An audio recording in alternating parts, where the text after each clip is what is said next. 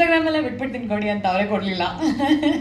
But ಯಾ ಅಂದರೆ ಅವ್ರು ಹೇಳ್ದಂಗೆ ಇಷ್ಟೆಲ್ಲ ಎಫರ್ಟ್ಸ್ ಹಾಕ್ಮೇಲೆ ಸರ್ ನಾವು ಅದನ್ನು ಜನಕ್ಕೆ ತಲುಪಿಸೋದು ತುಂಬ ಮುಖ್ಯ ಆಗುತ್ತೆ. ಎಲ್ಲ ತಲುಪಿಸಿ ಕಂಟೆಂಟ್ ಚೆನ್ನಾಗಿಲ್ಲ ಅಂದಾಗ ಓಕೆ ಅದೇನೋ ಓಡಲಿಲ್ಲ ಅಂದರೆ ಓಕೆ ಒಂದು ಸ್ವಲ್ಪ ಸಮಾಧಾನ ಮಾಡ್ಕೊಬೋದು. ಅದಾದ್ಮೇಲೆ ರಿಲೀಸ್ ಆದಮೇಲೆ ಇಷ್ಟು ಚೆನ್ನಾಗಿತ್ತು ನಮಗೆ ರೀಚೇ ಮಾಡಿಸ್ಲಿಲ್ಲ ನೀವು, ನಮಗೆ ಗೊತ್ತೇ ಆಗಿಲ್ಲ ಅಂದಾಗ ಅವಾಗ ಆಗೋ ನೋವಿದೆಯಲ್ಲ, ಅವಾಗ ಏನೂ ಮಾಡೋಕ್ಕಾಗಲ್ಲ, ನಮ್ಮ ಕೈಲಿ ಏನೂ ಇರಲ್ಲ. ಸೊ ಅದಕ್ಕೋಸ್ಕರ ತೊಗೊಂಡಂಥ ಡಿಸಿಷನ್ಸ್ ಇದು. ಆ್ಯಂಡ್ 2 ಸರ್ತಿ ಪುಷ್ ಆದಾಗ್ಲೂ ನಾವು ಪುಷ್ ಮಾಡಿದ್ವಿ ಕರೆಕ್ಟು, ಬಟ್ ಆಗಲೂ ನಾವು ಪ್ರಮೋಟ್ ಮಾಡ್ತಾನೆ ಇದ್ವಿ.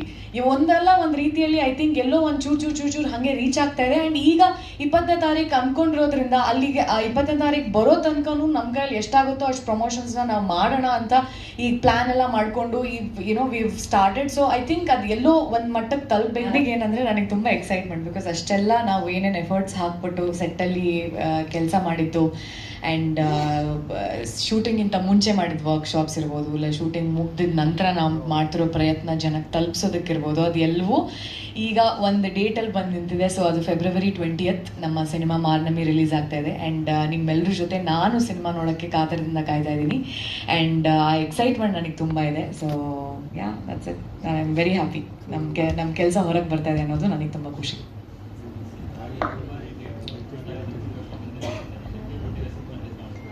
ಅದೇ ಹೇಳಿದೆ ಇದು. ಆ್ಯಂಡ್ ಇವ್ರು ಹೇಳ್ದಂಗೆ ಇವ್ರ ಸೀರಿಯಲಲ್ಲಿ ಇವ್ರಿಗೆ ಇರೋ ಆಡಿಯನ್ಸೇ ಅಂದರೆ ನನಗೆ ಎಲ್ಲ ಕಡೆ ಹೋದಾಗ ಇವ್ರನ್ನ ಗುರ್ತಿಸೋ ರೀತಿಯಲ್ಲಿ ಗೊತ್ತಾದ ಎಲ್ಲರೂ ಗುರ್ತಿಸ್ತಾರೆ ಆ್ಯಕ್ಚುಲಿ, ಎಲ್ಲರಿಗೂ ಗೊತ್ತು ಇವರು ಅನ್ನೋ ಥರ.